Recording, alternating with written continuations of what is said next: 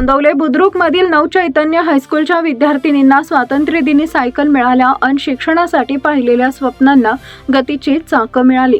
अभ्यासात हुशार, शिक्षणाची जिद्द मनात, पण घरापासून शाळा दूर असल्यानं रोजचा प्रवास अडचणीचा। अशा 10 गरीब आणि होतकरू विद्यार्थिनींच्या शिक्षणाची वाट सुकर करण्यासाठी नवचैतन्य हायस्कूलच्या स्कूल कमिटीचे अध्यक्ष डॉक्टर रज्जाक तांबोळी यांनी स्वखर्चातून नव्या सायकली दिल्यात। फलटण एज्युकेशन सोसायटीच्या नवचैतन्य हायस्कूलमध्ये पहिला प्रवेश घेणारे विद्यार्थी डॉक्टर रज्जाक चंदूलाल तांबोळी सेवानिवृत्त वैद्यकीय अधिकारी आहेत।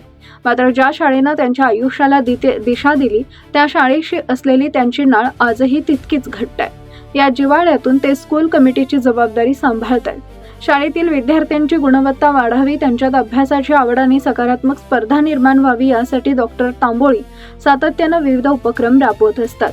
गोंदवलेसह परिसरातील वाड्या वस्त्यांमधून या शाळेत शिक्षणासाठी येणाऱ्या गरजू आणि होतकरू विद्यार्थिनींच्या प्रवासाची अडचण डॉक्टर तांबोळी यांच्या लक्षात आली आणि त्यांनी स्वखर्चातून शाळेतील 10 विद्यार्थिनींना सायकली भेट देण्याचा निर्णय घेतला। स्वातंत्र्य दिनी झालेल्या या सायकल वाटप सोहळ्यात सायकली मिळताच विद्यार्थिनींच्या चेहऱ्यावर फुललेलं समाधानाचे हास्य आणि त्यांच्या डोळ्यात दिसणारी शिक्षणाची नवी उमेद उपस्थितांनाही भारावून गेली। यावेळी प्रशासक सरपंच जयप्रकाश कट्टे, माजी सरपंच गुलाबराव कट्टे, पोलीस पाटील आशा भोसले, प्रताप पाटील, माजी शिक्षक पी.डी. वाघमोडे, शर्मिला साळवे, ए.डी. पाटील, प्राचार्य राजेंद्र नाळे, शाळा व्यवस्थापन समितीच्या स्वाती माने, सोसायटीचे सदस्य, शिक्षक आणि ग्रामस्थ उपस्थित होते।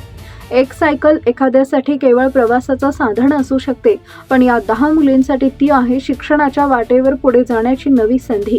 डॉक्टर रज्जाक तांबोळी यांच्या या उपक्रमातून एकच संदेश मिळतो, परिस्थिती कितीही कठीण असली तरी एखाद्याचा हात मदतीसाठी पुढे आला तर स्वप्नांना नक्कीच भरारी घेता येते।